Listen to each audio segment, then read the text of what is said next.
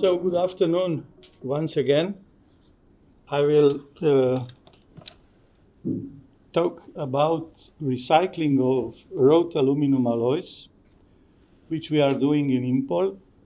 But just for the introduction, I would like to say that the holy grail of recycling of wrought aluminum alloys is production of that alloys with very high amount of post-consumer scrap, because the post-consumer scrap is coming from end-of-life products with very low footprint, and then if you're recycling these alloys with high amount of post-consumer scrap, you produce green wrought aluminum alloys.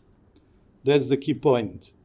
But the difficulty is that usually this post-consumer scrap is with the composition which is not the same as the composition of the primary aluminum, which is normal. Post-consumer scrap is not raw material, but is scrap.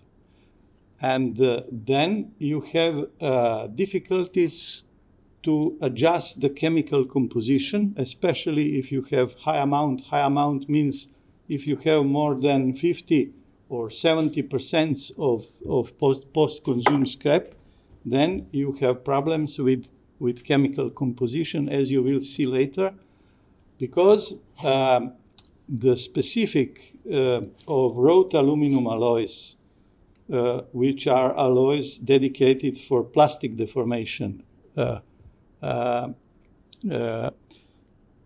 very narrow concentration intervals for alloying elements due to the basic fact that the solubility of alloying elements in aluminum matrix is very low. So we try to use, as you will see later, we try to use artificial intelligence to solve this problem and to find the alternative composition. As you will see from the experimental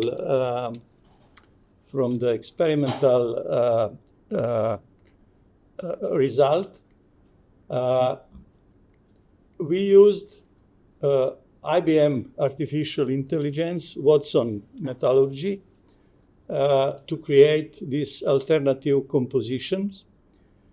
And of course, we understand that it's impossible to achieve the same properties. The idea was to achieve the set of properties which will satisfy our customers. Because if you are using scrap for producing alloys, the properties of that alloys will not be the same as properties of alloy produced from primary aluminum. It's clear. So, we can go to the experimental procedure. We carried out in two parts design of new wrought aluminum alloys with a majority share of post-consumer scrap, their chemical composition and process path parameters using this IBM platform to achieve, as I said, a target set of properties. Target set, once again, are combination of properties which would satisfy our customers. And the second part of our research was directly verification the artificial intelligence findings by producing that alloys, bars, and forged bars on industrial equipment and determining the match of the desired set of properties. So we started from three standard wrought aluminum alloys of 6000 and 2000 series. Those are alloys using mostly for automotive industry.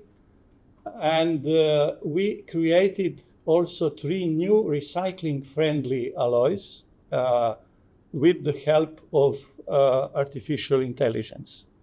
So what we have, we raised the upper limits of the permitted concentration of some alloying elements and impurities, adapted to the high proportion, more than 80% of post-consumer scrap in the melting mixture, and change some parameters of the process path. So in order to achieve the desired set of properties. And all alloys were experimentally produced on standard equipment for the regular production of these 3 alloys, 6028, 2024, and 618. Chemical composition, mechanical properties, microstructural investigation were made by regular way. We are using for products from the regular production. And the desired set of properties include this tensile set, plasticity limit, elongation, and hardness, which were determined on tensile test equipment and hardness testers. So, you can see now what we designed with artificial intelligence. The qualitative composition of the alloy, set of alloying elements, the concentration intervals of the selected alloying elements, the set of processing operations and processing path, and the target characteristics we want to achieve. So you can see here, I will shorten a little bit because it's too much information. This is the schematic presentation of the design of new alloy using artificial intelligence. So as you can see, you can propose some chemical composition, for example, and of course you can propose the target set of properties. Actually, this is proposed by your customer. Otherwise, you cannot sell this alloy. And then the artificial intelligence will select the processing parameters, or you can just ask artificial intelligence for target set of properties. In our case, those are mechanical properties, and then AI will give you alternative chemical composition and processing parameters. So it looks very nice, but you will see later on there are also some problems with that things. Just few words about alloying elements in wrought aluminum alloys of series 2000, 6000. In 2000, major alloying element is copper. In 6000, magnesium, as I said this morning, and silicon. And then you have a lot of other elements. In total, maybe something like 30 different elements. Some minor, less common, less common, lot of exotic elements, and particularly those here are very critical. unspecified others in ppms, which are influence mechanical properties dramatically. And then, of course, in both series, you have critical elements. In 2000, those are iron and silicon, and in 6000, iron, copper, manganese. So we created several rules. I cannot go in details. It will be too long. But what I would like to show you is here, those are standard compositions from our production. And you can see really that intervals are very narrow. You can, for example, 0.5% of iron in scrap, in post-consumer scrap, this is very difficult to achieve. And of course, because we are using primary aluminum for production of those alloys, then of course unspecified others are here 0.05% each, in total 0.15%.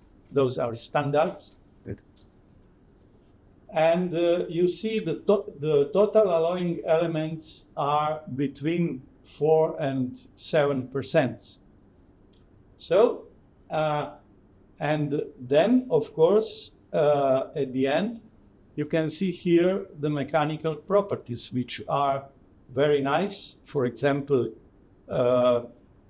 this is alloy for automotive parts, and this is also for aircrafts. Yield strength, ultimate tensile strength, perfect mechanical properties.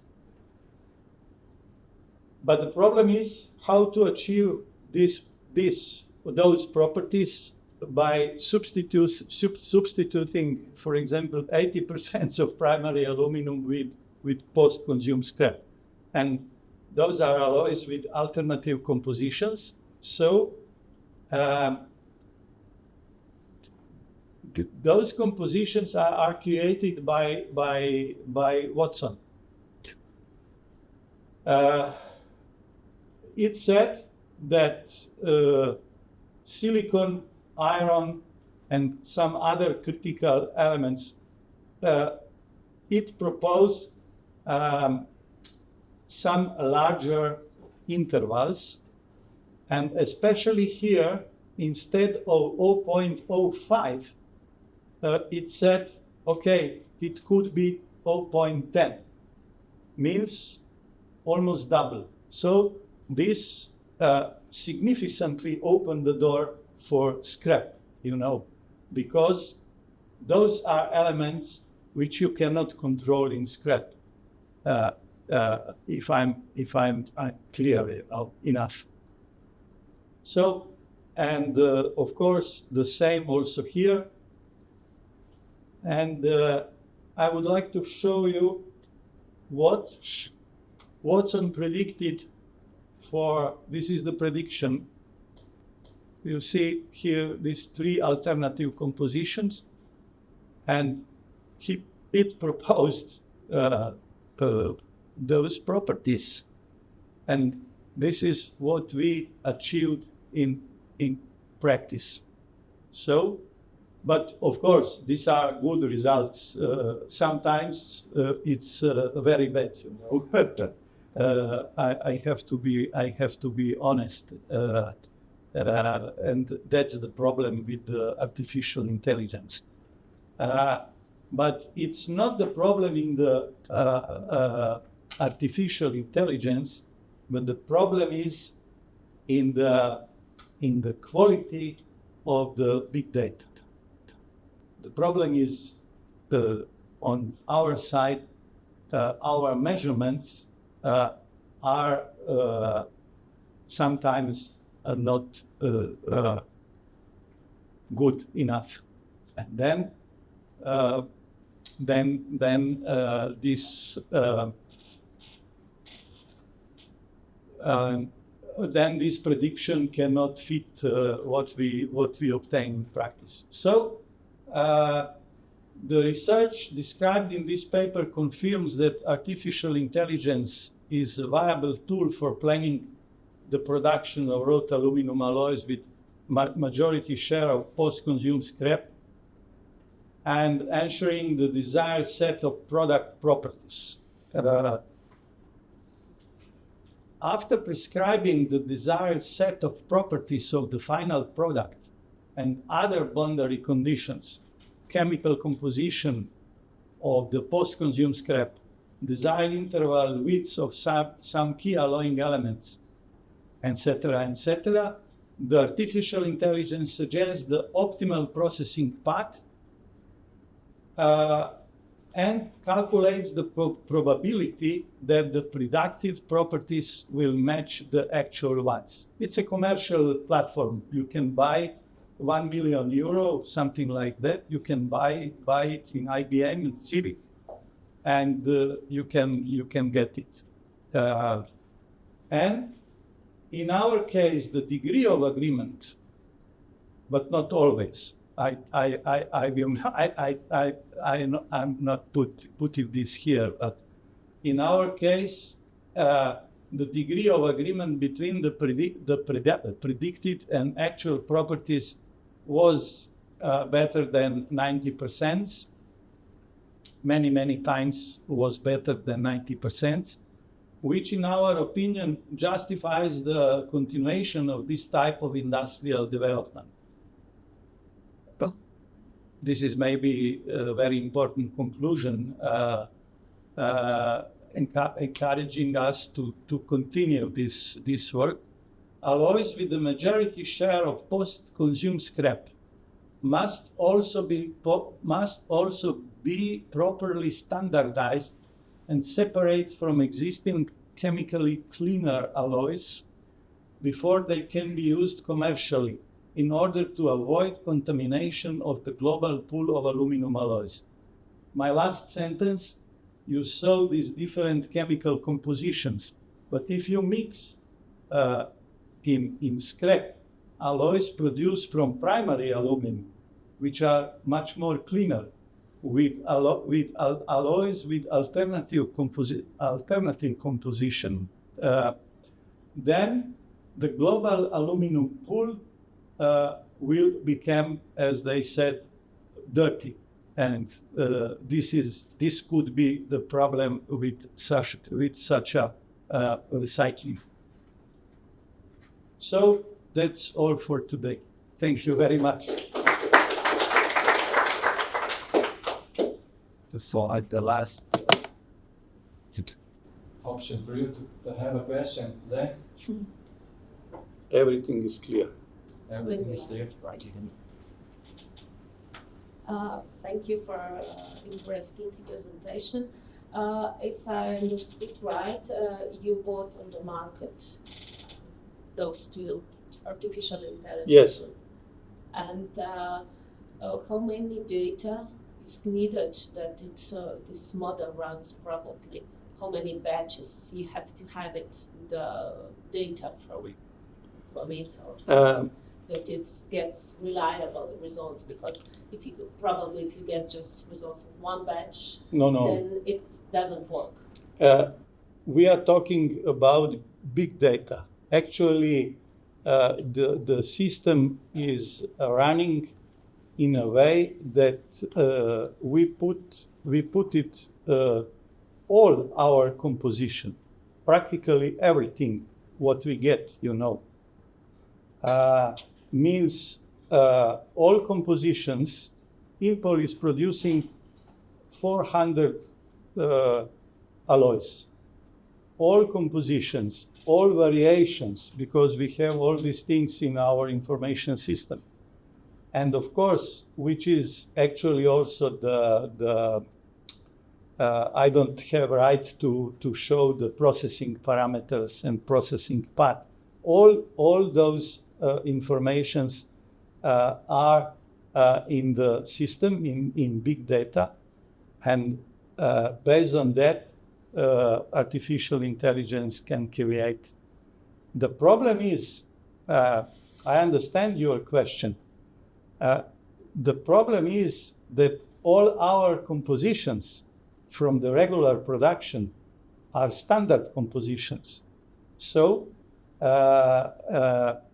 we need non-standard compositions. And from time to time, when we produce something wrong in our furnaces, it's very useful for that predictions, if you understand me. Thank you.